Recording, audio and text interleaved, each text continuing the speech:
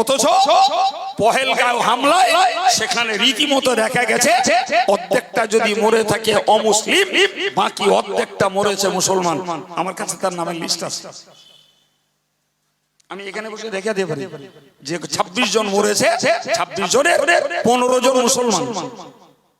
অথচ পশ্চিম বাংলায় প্রচার হচ্ছে দেখে দেখে দেখে দেখে হিন্দুকে মারা হয়েছে।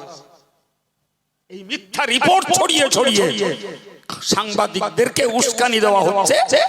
সাংবাদিকরা রীতিমতো তাদের নিরপেক্ষতা নষ্ট করে দিয়ে একটা জাতির বিরুদ্ধে উস্কানি দিয়ে যাচ্ছে। বর্তমান দেশে যে সিচুয়েশন চলছে, এতে ইমানদার মুসলমানের কলিজায় একটু একটু ভয় লাগছে না, লাগে না? কি বলছেন, ভয় লাগছে না? লাগছে না মনে হয় না? না, আপনাদের না লাগতে পারে, আমার লাগছে, আমার ভয় লাগছে। মুসলমানের বাপ-দাদাদের সম্পত্তি যদি সরকার কেড়ে নেয়, ভয় লাগছে। দাড়ি আর টুপির জন্য যদি বেইজ্জতি হতে হয়, ভয় লাগছে। মসজিদ আর মাদ্রাসার প্রতি যদি সরকার অন্যায় হস্তক্ষেপ করে, আপনি এখানে বাস করে মজা বুঝতে পারছেন না। জি, এখানে বাস করে মজা বুঝতে পারছেন না। যারা ভাবনা চিন্তা করে তাদের রাতের ঘুম নষ্ট হয়ে গেছে। আপনি জানেন, আমি এই মুহূর্তের খবর বলছি, গুজরাটের আহমেদাবাদে 6000 লোককে ধরা হয়েছে, 6000ই মুসলমান। এদেরকে ধরা হচ্ছে বাংলাদেশি বলে, অথচ তাদের কাছে ভারতীয় নাগরিকত্বের পূর্ণ প্রমাণ আছে। তারা বাংলাদেশি সন্দেহে পেয়েছে মাত্র 435 জনকে, বাকি আটকে রেখেছে 6000 কে। এই মুহূর্তে ইউপিতে অলিতে গলিতে দাড়িওয়ালা মুসলমান পেলে বেদম পেটা হচ্ছে। আপনি কোথায় আছেন? বেশি দূরে না, আপনাদের কাছাকাছি এই বাছড়ায়। বাছড়া মানে ওই তো ভুবনপুর থেকে ডাইনি বেরোতে হয়। একজন দাড়িওয়ালা লোককে ধরে শ্রীরাম, জয় শ্রীরাম বলতে বলা হয়েছে, সে বলিনি, তাকে বেদম মারা হয়েছে। আপনি মজা দেখছেন। জি, এই রাজারহাটে মুসলমানকে ধরে বাঙালি বলা হচ্ছে। এবার কিছু বুঝতে পারছেন? তা আমরা কি চুড়ি পরে শাড়ি পরে ঘরে বসে থাকা লোক? বলেন না, প্রত্যেকটা মানুষের বাইরে কাজ আছে। প্রত্যেকটা মানুষের সর্বধর্মের সঙ্গে তার কিছু যোগসাযোগ, কিছু কাজ কারবার থাকতেই পারে না, পারে না?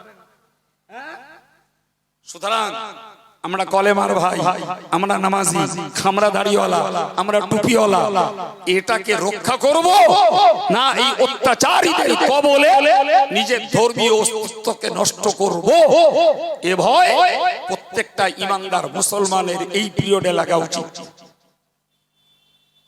আপনি কোথায় আছেন? জি, সারাদিন কাজ কাম করছেন, সন্ধ্যাবেলা হলে হাটখোলায় ঘটনা দিচ্ছেন, আর এশার নামাজ পড়ে বাড়ি যেয়ে খেয়ে ঘুমোচ্ছেন, সকালবেলা গরম পানি আর ঢোক খেয়ে কাজে বেরোচ্ছেন। এই তো তাল।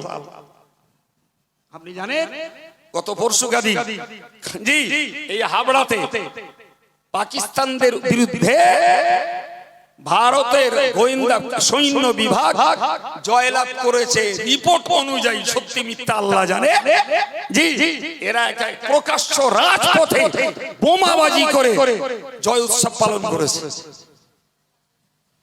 আমরা দেশের দিক দিয়ে ভারতবাসী কোন অবস্থাতেই আমরা পাকিস্তানের সমর্থক নই, কিন্তু এই বিজয় উল্লাস করা হচ্ছে ভারতবর্ষের মুসলমানদেরকে দুর্বল করে দেওয়ার জন্য। সুতরাং আপনাদের ভয় না লাগতে পারে, যারা জাতকে নিয়ে চলে, সমাজকে নিয়ে চলে, ভাবতে হয়, চিন্তা করতে হয়, তাদের ভয় লাগছে এর ভবিষ্যৎ কোথায়।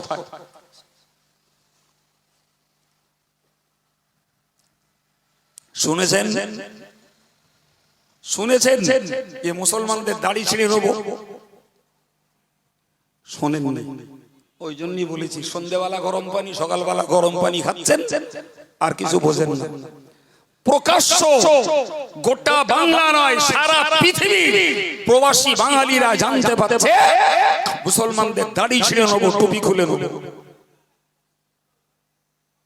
অথচ পহেলগাঁও হামলায় সেখানে রীতিমতো দেখা গেছে অর্ধেকটা যদি মরে থাকে অমুসলিম, বাকি অর্ধেকটা মরেছে মুসলমান। আমার কাছে তার নামের লিস্ট আছে, আমি এখানে বসে দেখে দিতে পারি যে 26 জন মরেছে, 26 জনের 15 জন মুসলমান। অথচ পশ্চিম বাংলায় প্রচার হচ্ছে দেখে দেখে দেখে দেখে হিন্দুকে মারা হয়েছে। এই মিথ্যা রিপোর্ট ছড়িয়ে ছড়িয়ে সাংবাদিকদেরকে উস্কানি দেওয়া হচ্ছে। সাংবাদিকরা রীতিমতো তাদের নিরপেক্ষতা নষ্ট করে দিয়ে একটা জাতির বিরুদ্ধে উস্কানি দিয়ে যাচ্ছে। তাও ইউপিতে না, গুজরাটে না, মহারাষ্ট্রে না, এই পশ্চিমবঙ্গে। প্রিয় ভাই আমার, এবার বলেন আল্লাহর নিরাপত্তার দরকার আছে না নাই? এই কথা বলেন। আল্লাহ পাকের পক্ষ থেকে আমাদের নিরাপত্তার দরকার আছে না নাই? আর আল্লাহ বললেন নিরাপত্তা যদি পেতে হয় তাহলে নামাজ কায়েম করা লাগবে। আর আমরা যদি 30% কি 35% লোক নামাজ পড়ি, বাকি 65% লোক আজও নামাজ পড়ে না। নিরাপত্তা কোথা থেকে আসবে? ঘ্যান ঘ্যান আর প্যান প্যান করলেই হবে? কাগজ পড়ে আর খবর শুনে ম্যাও ম্যাও করলে হবে? নিরাপত্তা পাওয়ার জন্য গুণটা জোগাড় করা লাগবে। সেই গুণের একদম প্রথম নম্বরের গুণ হলো তুমি ইমানদার, 5 ওয়াক্ত নামাজটাকে কায়েম করো। কোথায়? সেই ইমানের দাবিদার ভাইদের ভিতরে গুণ বড় অভাব। জি, বড় অভাব। এই যাদেরকে নিয়ে ভাবছি আর কথা বলছি, এ তো একদম পরিষ্কার কথা, তেলা মাথায় তেল দিচ্ছি। আরে বাবা, এরা তো নামাজি, এরা তো দাড়িওয়ালা, এরা তো টুপিওয়ালা, এরা তো টাইম টু টাইম জামাত সহ নামাজ আদায় করে। তাহলে এদের সামনে বলছি মানে তেলা মাথায় তেল দিচ্ছি নাকি ভুল বলছি? এই লোকগুলো মজলিসে না থাক, বেনামাজি, শরিয়ত বিরোধী, শরিয়ত বোঝে না, এরম লোক মজলিসটাতে ভরে যাক। আমার এই আলোচনায় তাদের যথেষ্ট উপকার আসবে। কিন্তু তারা তো মজলিসে কম, নেই বললেও চলে। রয়েছে কারা? আগে বলেছি, যারা আলেমকে মহব্বত করে, কোরআনকে মহব্বত করে, ইসলামকে মহব্বত করে। আজকে পূর্ব পাড়ার ক্লাবের ছেলেরা সভা দিয়েছে, চল যাই একটু শুনে আসি, লাভ পাবো, রহমত পাবো, মাগফিরাত পাবো, সওয়াব পাবো, মনের শান্তি পাবো। সেই গোড়ায় হাদিস বলেছি। দুঃখজনক কথা। সম্মানিত ভাইরা আমার, মহান আল্লাহ কোরআন শরীফে বললেন তুমি যদি মুত্তাকি হয়ে জান্নাতি হতে চাও, আমি আল্লাহ পাক তোমাকে জানিয়ে দিলাম 3 নম্বরের গুণ হলো ওয়া মিম্মা রাযাকনাহুম ইউনফিকুন।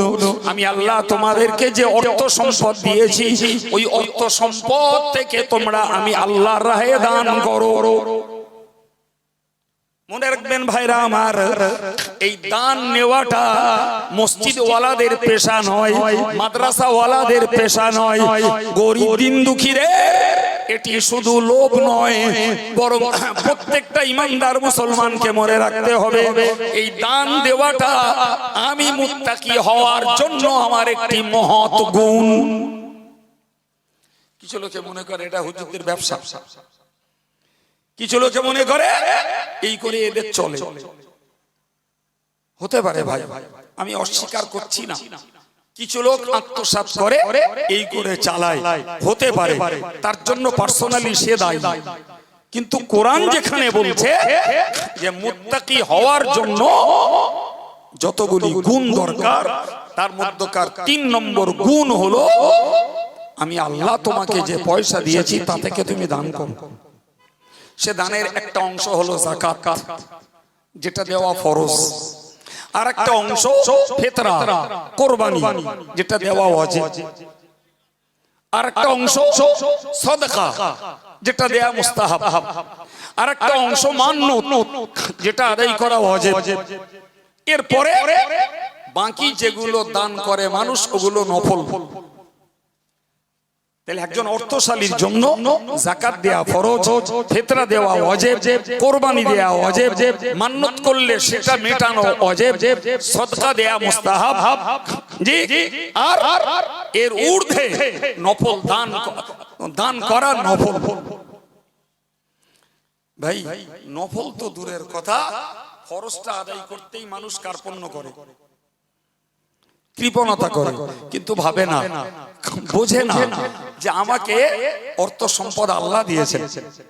আরে বাবা, একই ব্যবসা করে কেউ গেনার কেউ লুজার, একই চাষ করে কেউ গেনার কেউ লুজার আছে।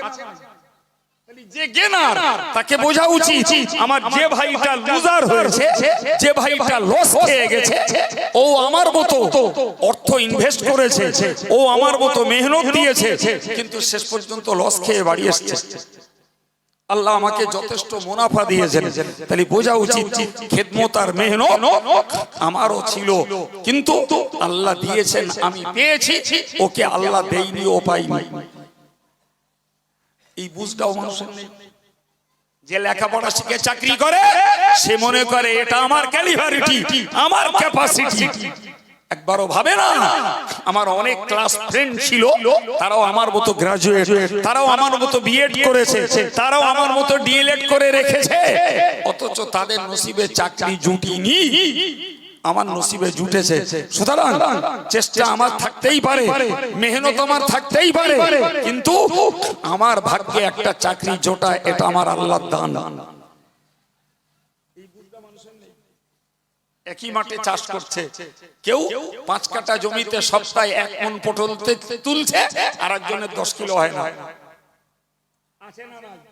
সার, পানি, কীটনাশক উভয় সমান ব্যবহার করছে, অথচ একজন তা থেকে মুনাফা লুটছে, আর একজন যে টাকা খরচ করেছে সেই টাকাটা উঠছে না।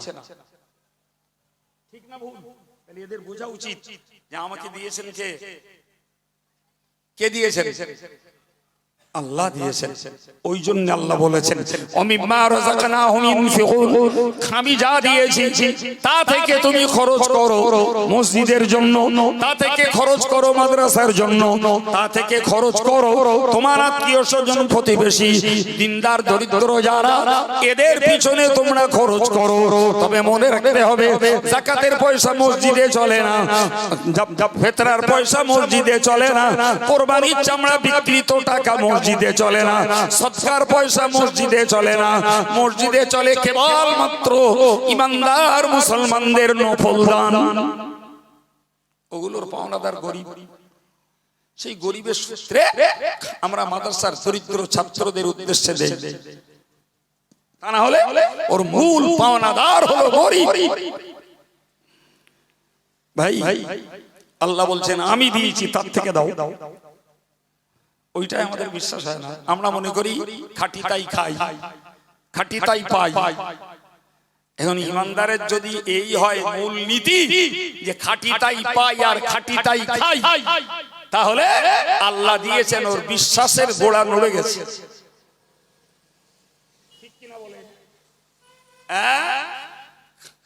আল্লাহ বললেন তুমি মুত্তাকি হয়ে জান্নাতে যাবে, তো মুত্তাকি হওয়ার 3 নম্বরের গুণ হলো আমি যা দিয়েছি তা থেকে তুমি আমার রাস্তায় দান করো, আমার রাস্তায় দান করো। এখন এটা যদি কেউ বোঝে এটা হুজুরদের পেশা আর নেশা, আর এটা করি এদের পেট চলে, ভাই যদি আপনার কাছে সত্যি এমন রেকর্ড থাকে যে মসজিদওয়ালারা মসজিদের টাকা দান নিয়ে নিয়ে পেট চালাচ্ছে, যদি মনে হয় মাদ্রাসাওয়ালারা টাকা নিয়ে নিয়ে পেট চালাচ্ছে, আপনি পার্টিকুলারলি তাকে কন্ডেম করুন, পার্টিকুলারলি আপনি তাকে সাবধান করুন। কিন্তু আপনাকে দান করতে হুজুর বলিনি, ইমাম বলিনি, হাফেজ সাহেব বলিনি, বলেছে তো খোদ আল্লাহ। জায়গা নির্বাচনের দায়িত্ব আপনার আছে, ওরা মেরে খায় ওদের দেবো না, এখানে কাজ হচ্ছে এখানটায় দেবো, এর নির্বাচন আপনি করে নিতে পারেন, কিন্তু দান থেকে কার্পণ্যতা কখনো মুসলমানের জন্য জান্নাতের রাস্তা খোলা থাকে না। দানে কার্পণ্য করলেই জান্নাতের রাস্তা বন্ধ হবে। সম্মানিত ভাইরা আমার, 4 নম্বরের কথা বলছি। মহান আল্লাহ পাক কোরআন শরীফে জানিয়েছেন, আল্লাযীনা ইউমিনুনা বিমা উনজিলা ইলাইকা ওয়া মা উনজিলা মিন ক্বাবলিক। 4 নম্বরের কথা, জান্নাতি হতে চাও, মুত্তাকি হতে চাও, তোমার 4th নম্বর গুণ থাকতে হবে স্পেশালি আমি আল্লাহ। হে নবী, তোমার প্রতি যে কোরআন নাজিল করেছি এর উপরে বিশ্বাস করা লাগবে ওদের। আবার বলছি, আল্লাহ নবীকে বললেন ওয়াল্লাযীনা ইউমিনুনা, যারা বিশ্বাস করে, বিমা উনজিলা ইলাইকা, তোমার প্রতি যেটা নাজিল করেছি তার উপরে। তো আমার রাসূলের প্রতি আল্লাহ নাজিল করেছেন আল কোরআন, এটার প্রতি বিশ্বাস করা লাগবে। এই কথাটা বলো আগেও ছিল, এই কথাটা আগেও বলেছি, কিন্তু এখানে এসে ফারদার আল্লাহ পাক স্পেশালি বললেন যে তোমার প্রতি নাজিল করেছি যে কোরআন, এই কোরআনের প্রতি বিশ্বাস করা লাগবে। সম্মানিত ভাইরা, আমি যদি জায়গাটায় দাঁড়িয়ে একটু ব্যাখ্যা করি তাহলে আমি নিশ্চিত বলতে পারবো নামাজি মুসল্লি ভাই বোনেরা নিশ্চিত কোরআনের প্রতি বিশ্বাস করেন। কিরূপ বিশ্বাস? কোরআন আল্লাহর কালাম। কিরূপ বিশ্বাস? কোরআনে কোনো সন্দেহ নেই। কিরূপ বিশ্বাস? কোরআনে যেগুলো করতে বলা আছে সেগুলো মানুষের জন্য ভালো। কোরআনে যেগুলো করতে নিষেধ করা আছে সেগুলো মানুষের জন্য খারাপ, তাই আল্লাহ নিষেধ করেছে। এগুলি আমাদের বিশ্বাস। আপনি বলেন তো, যদি ওই বিশ্বাসটা সব মুসলমানের থাকতো বাবা, তাহলে জি কোরআন যখন আল্লাহর কালাম, আল্লাহ আমার স্রষ্টা, আমার মালিক, আমার পরিচালক, তিনি আমার রব, জি তাহলে তিনি আমাকে কোনো মন্দ কাজের আদেশ করতে পারেন না। তাহলে এরপরে মুসলমানরা নামাজ ত্যাগ করে কি করে? নামাজ তো কোরআনের নির্দেশ। সেই মুসলমানরা সুদি কারবার করে ধনী হয় কি করে? সেটা তো কোরআনের নিষেধ। কথা বলেন, কথা বলেন। তাহলে মুখে বলছি কোরআন বিশ্বাস করি, আমাদের কাজ বলছে না তো। সবাই তো কোরআন বিশ্বাস করে না। আরে বিশ্বাসের অর্থ হলো এটাই তো যে তার করণীয়টাকে আমি আমার জীবনে করে দেখাবো, আর নিষেধটাকে জীবন থেকে ত্যাগ করব, তবে তো আমার বিশ্বাসের মূল্য। না কি বলছেন ভাই? এরকম বিশ্বাস তো চলতে পারে না বাবা। আমি কখনো সখনো কখনো বলি, এক একবার মনে পড়ে যে একটা ছেলে তার বাপের খুব মানে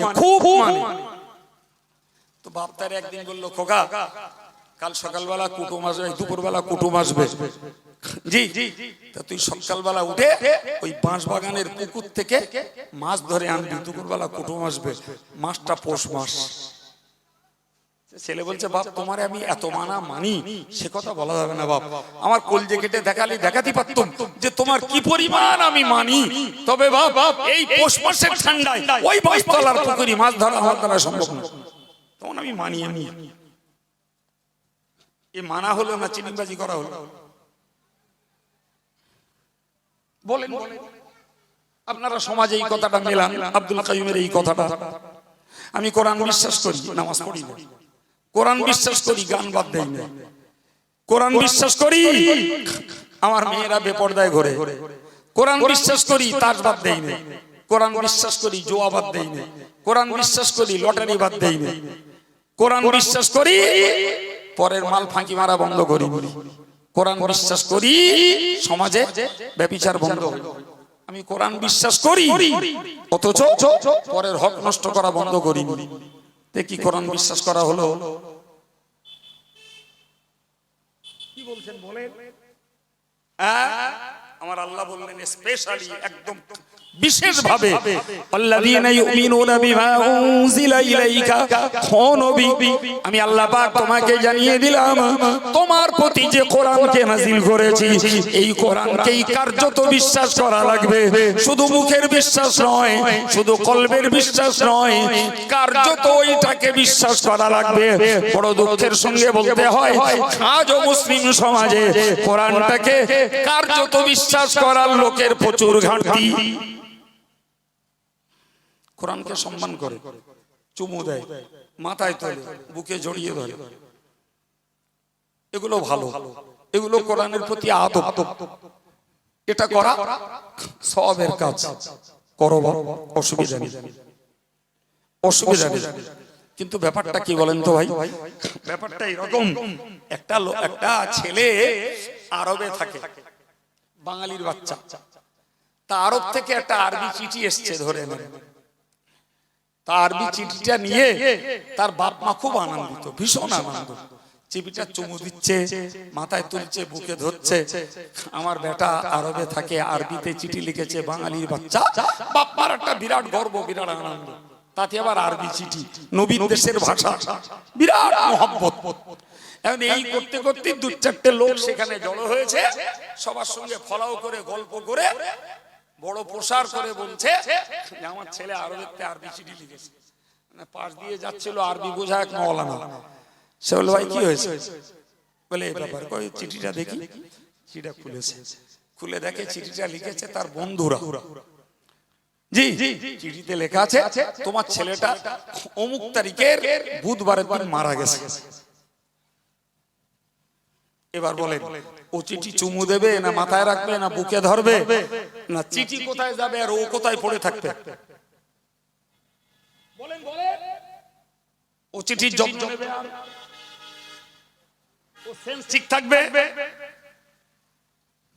আমাদের অবস্থা তাই, কোরআনে চুমু দিচ্ছি, বুকে ধরছি, মাথায় তুলছি, বিরাট আদব। কিন্তু যখন বাস্তবে প্রমাণ হবে যে তুমি কোরআন মানোনি, ফলে তোমার জাহান্নাম, তুমি কোরআনের হুকুমকে লঙ্ঘন করেছো, এর জন্য হাসরের শাস্তি। তুমি কোরআনের হুকুমকে লঙ্ঘন করেছো, কোরআন তোমার এগেইনস্টে আল্লাহ পাকের এজলাসে মামলা ঠুকে দিয়েছে। তুমি কোরআন মানোনি, তোমার এগেইনস্টে খোদ রাসূলুল্লাহ মামলা দায়ের করেছে। তখন চুমু দেওয়ার, মাথায় তোলার, বুকে ধরা কাজে আসবে? এই জাতির অবস্থা তাই।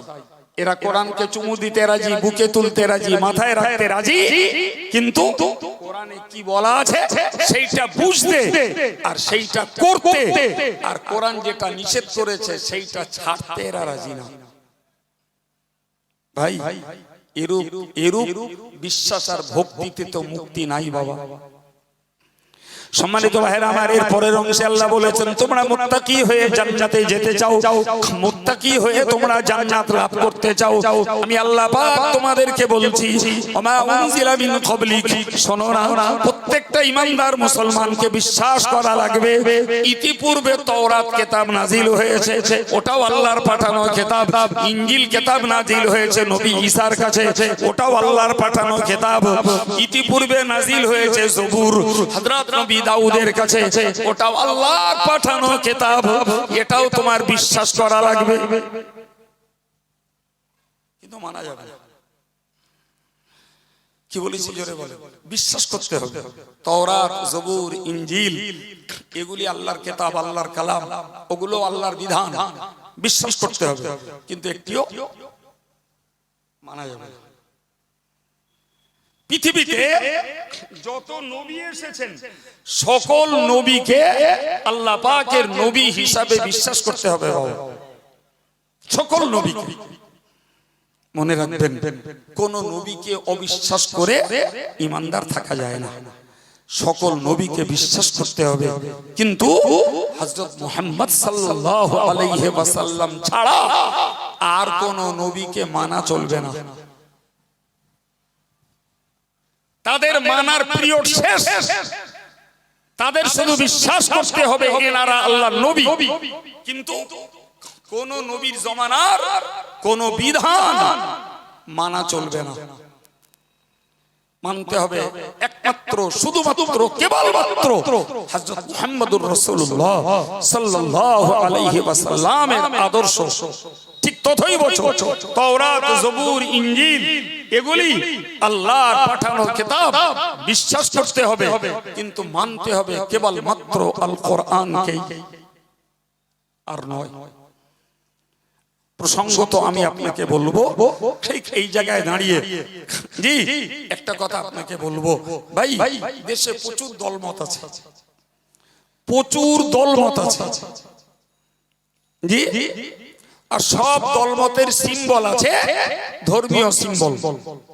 ঠিক এই জায়গায় দাঁড়িয়ে আমাদেরকে একটা স্থির সিদ্ধান্ত নিতে হবে যে তারা যে দল করছে করুক, তাদের কাছে ধর্মীয় সিম্বল যাই থাকে থাক, আমি যে দলটা করি ওটাই আমি করব। ভিন্ন দলে যে আমার পূর্ব জীবনের আমলগুলোকে নষ্ট করব না। আর যদি মনে হয় এরাও আল্লাহওয়ালা, এরাও দিনদার, এরাও নামাজি মুসল্লি, ওরাও একটু মানি, তাহলে আপনার আমলটা খিচুড়ি তৈরি হবে। দেশে প্রচুর আলেম আছে, জি, প্রচুর আলেম আছে, আপনি আলেম হিসাবে মর্যাদা দেন, কিন্তু আপনার মনের কাছে ঠিক করুন যে আমি এই একজন আলেমকেই কেবল মানব, বাকি আলেম যারা মান দেবো, মর্যাদা দেবো, দেখা হলে ভক্তি করব, সালাম করব, কিন্তু আমি আমার ধর্ম জীবন রক্ষা করব, ধর্ম জীবন তৈরি করব একজন আলেমের ডিরেকশনে। আপনি জীবনে বিভ্রান্ত হবেন না।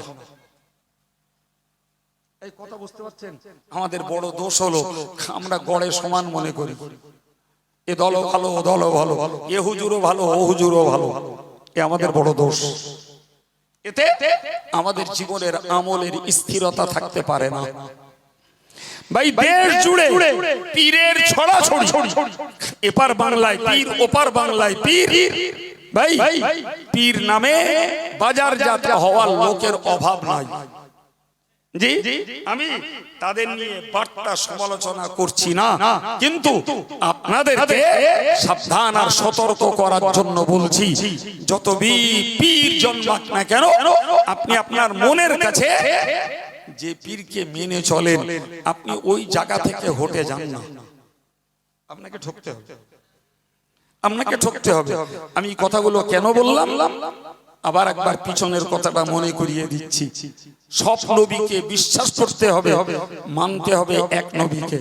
সব কিতাবকে বিশ্বাস করতে হবে, মানতে হবে এক কিতাবকে। ঠিক সেই জায়গায় দাঁড়িয়ে সব আলেমকে মানব, মর্যাদা দেব, ধরে নিলাম, কিন্তু মানবো একজনকে। পীর বলে যারা বাজারজাত হচ্ছে, আমি সমালোচনা আর সঠিক বেঠিক মূল্যায়ন করার ক্ষমতা নাই বা রাখি। আমি যে পীরকে মান্যতা দিই, আমি তাকেই মেনে চলবো। তাহলে আমাদের ধর্মীয় জীবনটা সঠিক পথে দাঁড়াবে বাবা। আর এরও মানবো, ওরেও মানবো, এর কাছ থেকেও ফতোয়া নেবো, ওর কাছ থেকেও ফতোয়া নেবো, এরও পীর সাহেব বলবো, ওরেও পীর সাহেব বলবো। আমাদের ধর্ম জীবনটা গুলিয়ে যাওয়ার ভয় আছে। তার যথেষ্ট কারণ আছে, আমি কারণের ব্যাখ্যা আর দিচ্ছি না, জি, কারণের ব্যাখ্যা আর দিচ্ছি না। ভাই, ব্যাখ্যা দিলে একদম আলোর মতো বুঝিয়ে দিতে পারি যে কেন আব্দুল কাইয়ুম এই কথা বলছে যে আলেমকে, যত আলেম থাক সম্মান দিলাম, মিটে গেল, মানবো একজনকে। যত পীর থাক, জি, ভালো মন্দ বিচার করার ক্ষমতা আমার নাই, আমি করতে যাব না। আমি একজনকে মান দেবো, একজনকে মান্যতা দেব। আমি কিসের গুণ বলছিলাম? জি, মুত্তাকির গুণ। সাবজেক্টটা ভুলে যাবেন, আমার জ্ঞান বুঝ কম, এতে এক খামসা ওতে এক খামসা আমার দ্বারাই হয় না বাবা। ওই একটাই শুরু করেছি আজকের, যে মুত্তাকি হতে হলে জান্নাতে যাওয়া যাবে।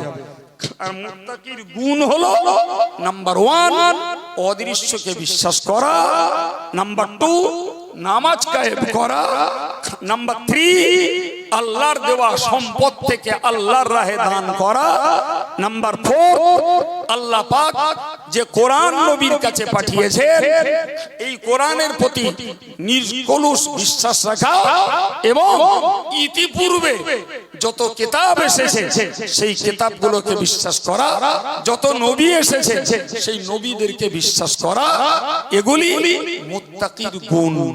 দুরূদ শরীফ আল্লাহ।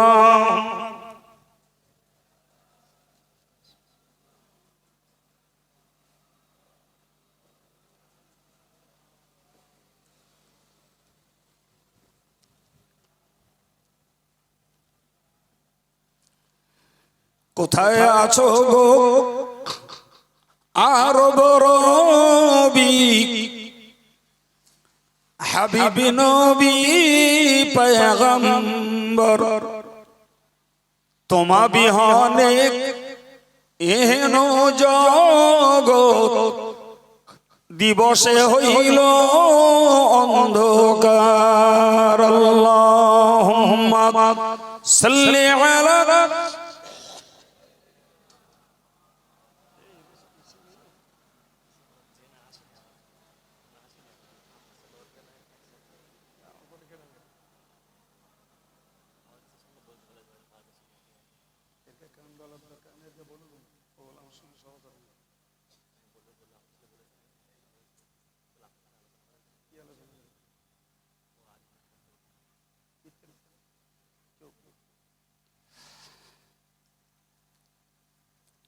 সম্মানিত ভাইরা আমার, এর পরের অংশে আল্লাহ বলছেন কবিল আখিরাতি হুম ইউকিনুন, মুত্তাকি তারা যারা আখিরাতকে দৃঢ়ভাবে বিশ্বাস করে। ভাই আপনাকে বলতে কি 30 পারা কোরআন শরীফ তো আখিরাতের ব্যাপারে কোরআনে এত কথা বলা আছে, আখিরাতের ব্যাপারে কোরআনে এত কথা বলা আছে, সব যদি এক জায়গায় করা হয় তো 10 পারা হয়ে যাবে শুধু আখিরাতের বর্ণনা। সুবহানাল্লাহ বলুন। আখিরাত এত গুরুত্বপূর্ণ ভাইটাল সাবজেক্ট যে শুধু আখিরাতের ব্যাপারে কোরআন শরীফে সব আয়াতগুলো এক জায়গায় করলে 10 পারা হয়ে যাবে। তাহলে আখিরাতটা একটা গুরুত্বপূর্ণ একটা ভাইটাল বিষয়। আল্লাহ বললেন মুত্তাকি তারা যারা আখিরাতকে বিশ্বাস করে, যারা বিশ্বাস করে আমার হাসরের মাঠে দাঁড়াতে হবে, আমার আমলগুলো পুঙ্খানুপুঙ্খ হিসাব নিকাশ নেওয়া হবে, আমার আমলটাকে একটা রূপ দিয়ে আমলের পাল্লায় চাপানো হবে, নেকির পাল্লায় নেকি, পাপের পাল্লায় পাপ। আমাকে আমল নামাটা আখিরাতে উড়িয়ে দেওয়া হবে। কোরআন শরীফে আল্লাহ বলেছেন যে প্রত্যেকটা মানুষের কর্মলিপিকে ছড়িয়ে দেওয়া হবে। নেককার মানুষদের কর্মলিপিটা ঘুরতে ঘুরতে তার ডান হাতে চলে আসবে, আর বদকার মানুষটার কর্মলিপিটা ঘুরতে ঘুরতে তার বাম হাতে চলে আসবে। কেউ জোর করে লাফিয়ে ঝাঁপিয়ে কোনো আমল নামা নিজের ইচ্ছা মতো দখল করতে পারবে না। ভাই যদি কেউ মনে করে যে আমি আমার আমল নামা বাম হাতে নেব না, ভাই বিশ্বাস করুন আঠার মতো জড়িয়ে যাবে, আঠার মতো সাথে যাবে। সুতরাং নেব না বললে হবে না। এই যে আখিরাতের কর্মকাণ্ড, এগুলোকে বিশ্বাস যারা করে আমার আল্লাহ বললেন ওরাই হলো মুত্তাকি, ওরাই মুত্তাকি।